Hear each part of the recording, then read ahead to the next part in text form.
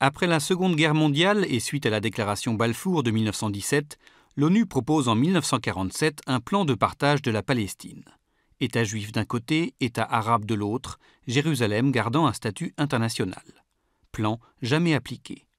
En 1948-49, en effet, la première guerre israélo-arabe redessine les frontières au profit d'Israël. En 1949, la Cisjordanie passe sous contrôle de la Jordanie et Gaza de l'Égypte. En juin 1967, suite à la guerre des 6 jours, Israël triple son territoire et occupe le Sinaï et Gaza, la Cisjordanie et le Golan. Dans ces territoires occupés, des colonies stratégiques sont implantées dans la vallée du Jourdain, peu peuplée, afin de protéger les frontières et l'approvisionnement en eau. C'est le plan Allon.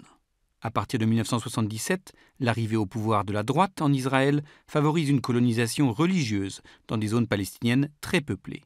Objectif, récupérer la Judée et Samarie biblique tout en empêchant la création d'un État palestinien uni. Le retour de la gauche et les accords d'Oslo en 1993 gèlent en partie la colonisation. La Cisjordanie est divisée en 3 zones, les 2 premières sous contrôle palestinien, total ou partiel, la 3e avec l'essentiel des colonies, reste sous contrôle israélien. En 1996, la fin du processus de paix relance la colonisation. En 10 ans, 150 000 nouveaux colons vont s'installer en Cisjordanie, même si en 2005, le gouvernement Sharon fait évacuer Gaza et ses 8 000 colons. Aujourd'hui, la Cisjordanie est encore plus morcelée du fait de la construction du mur de séparation, des routes de contournement pour Israéliens et des checkpoints. En 1948, il y avait 2800 colons.